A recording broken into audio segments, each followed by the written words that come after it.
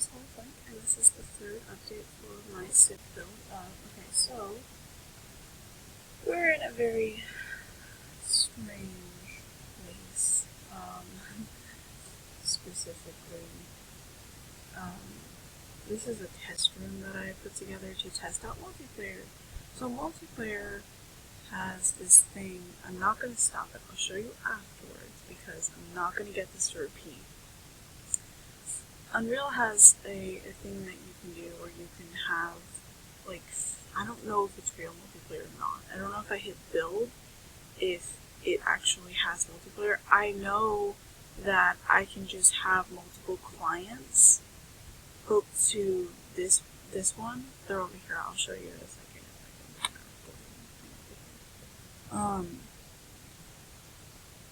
But it's weird and kind of strange, so I'll wait for it to get. Okay, so it starts here, where the stairs are. That one. Okay, so when the game starts, this person has the ability first, and then this person gets it.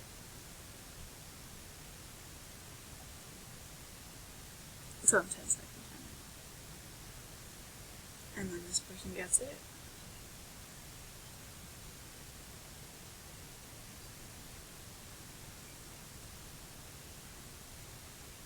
And then this person. So it goes like that in a loop. So that part of the ability works. They each get it for a specific amount of time, for the same amount of time. It starts weird. It starts with a 5-second delay for this person so that they have a minute to load into the world and they're like, whoa, what's going on? And then the ability comes on. So it starts on this person with a 15-second delay instead of 10 because they have to account for the 5 seconds at the beginning.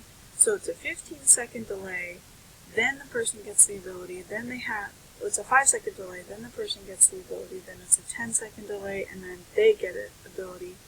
So they're waiting 15 seconds, and then they go through their 10 seconds, then they're waiting 35 seconds, and then they're waiting 25 seconds, and they're waiting 35 seconds at the start.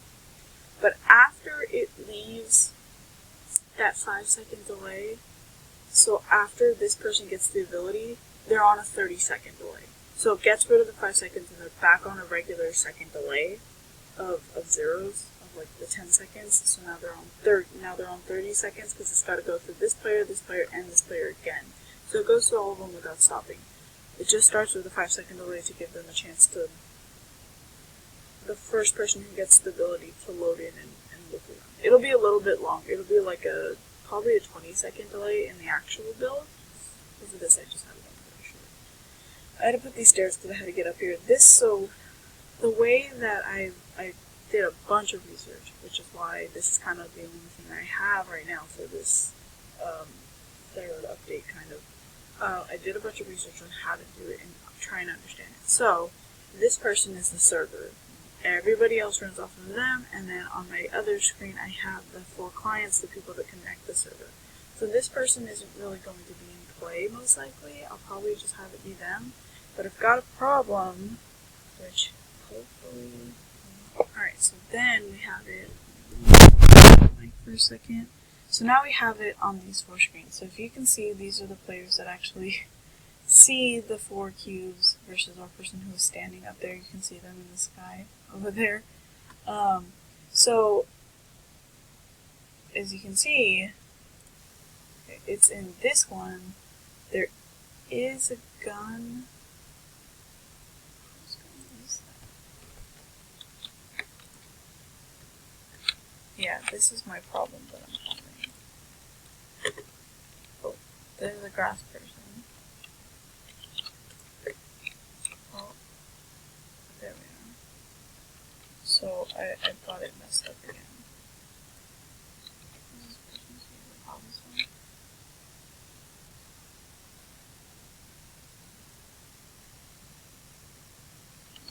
Let's see.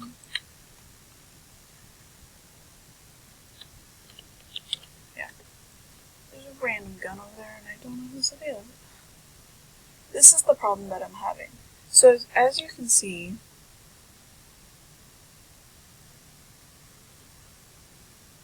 Sorry, the world was lagging for a second. I thought that it wasn't working. That wasn't recording. As you can see, they're not. If we look around, you can't see them. But if the person that's standing up there that's spinning, there's like this divider.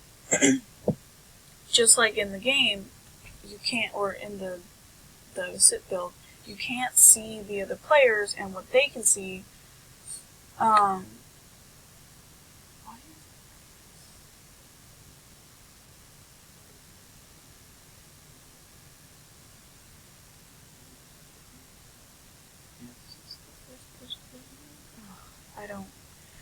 I can't understand it. The way that the tutorials had it set up as, right, is that, so this up here, the gun spinning, you can see him.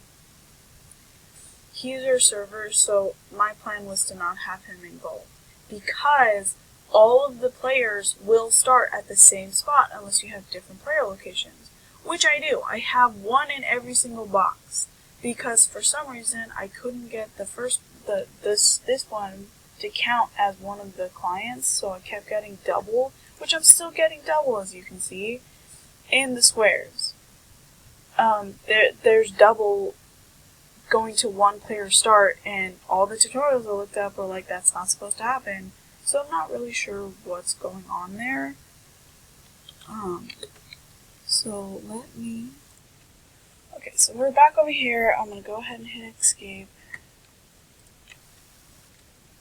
Okay. So,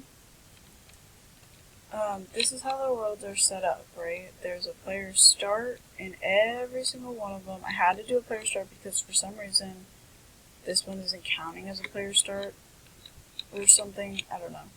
So I have it like this, where there's 4 people. If we go into this to play, this is how many numbers. So I have 5 because this one counts as 1, I think.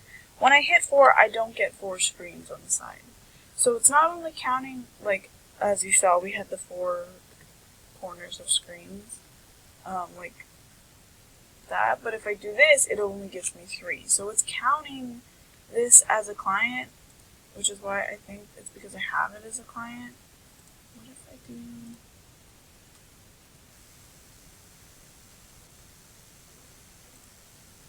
Okay. Have that. Hold on, I'm testing. I should have tested more outside, but I didn't think I would get it good. Nope, they're all in the cobblestone one. Every single one of them. Yeah, they're all literally right there. Yeah, okay. I don't know why. They're supposed to each pick a player start and start there. So what I might have to do for the sit build is build a room that they all start in, and then have them all go to a corner, and then drop them in, that like drops them into the world instead, so that they're all in their separate rooms. Yeah, that might work better. That way we don't get people spawning in the same room, and then I would just have to put it on a longer delay. That way I could also have the rules in there too, the little rule room. I don't know if you've ever seen the Minecraft, like, kind of resource game packs. They kind of, like, start you in a room together and it explains everything you're going to be doing. Like the puzzle, I don't know what they're called. Anyways. But yeah, they're not all starting at their individual player starts, like every other tutorial is, so I don't really understand. But I will figure it out, maybe. I might just do the room thing, because that would be a lot simpler, and it'll give them more time to understand what's going on. So, this is how it works. So they're all invisible for 5 seconds. Well, they all start invisible, so they are invisible until their visibility is set. So then there's a 5-second delay, so that the, you can see this cube 1, so that the first person can see, like, what's going on, they're loading in. Then the visibility starts, the ability starts.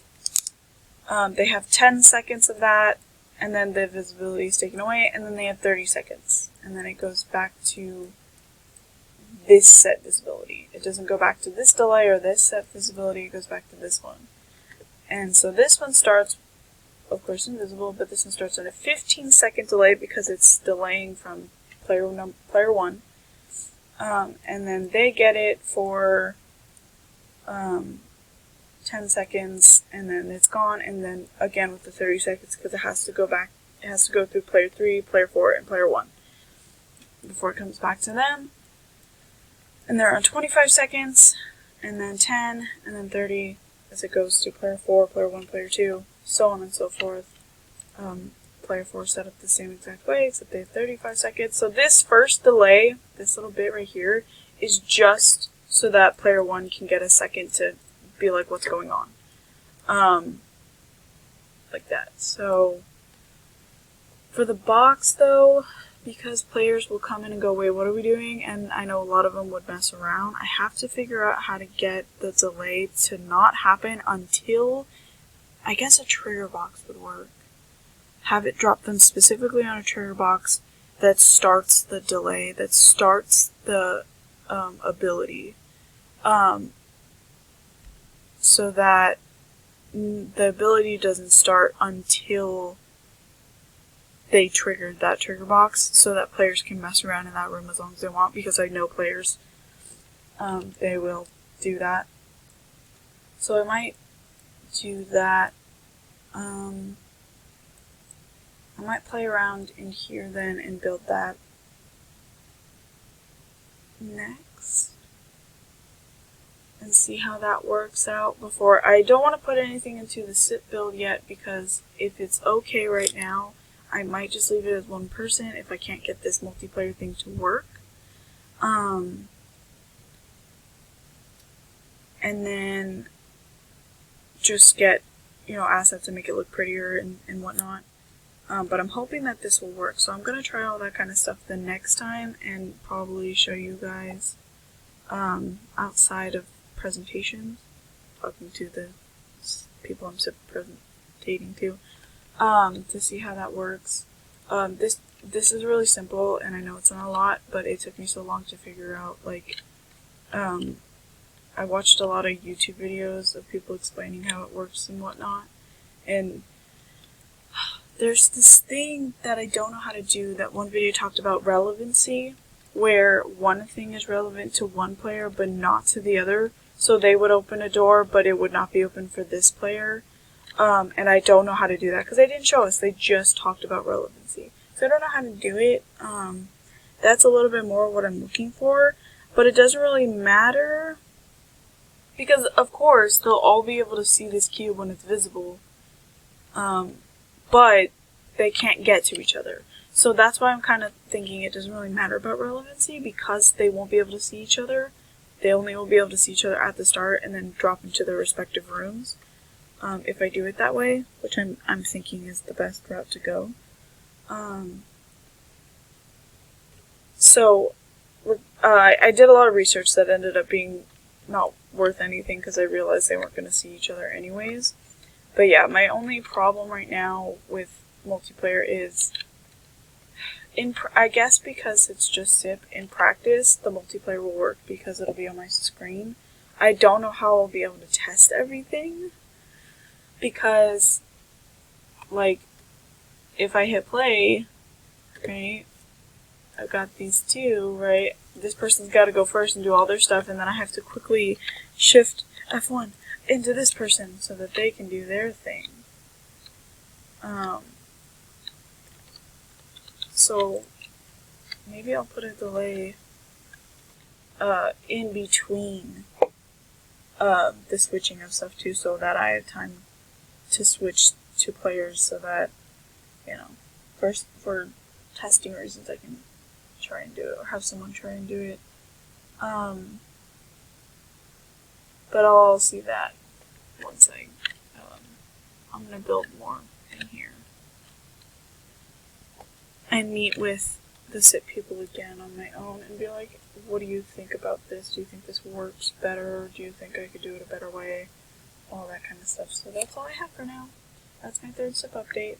This test room, I'll probably test some more stuff in it, and then show it to them again, but for now this is what I'm going to show them on Monday, which of course is not a lot, but like I said, I did a lot of research because I didn't understand multiplayer and how to do it in Unreal. The first video I was like, oh, it's that simple, it's just this, but then I was like, I played around with it at the school, I had a test thing at the school, and I realized that it's not the same. The weird part was I could get it to work at the school where they would spawn at their respective player starts, but not here, and I'm not sure why. And I have to look back at those videos and understand. So that's all I have. Sorry this video was long, I talk a lot. Bye!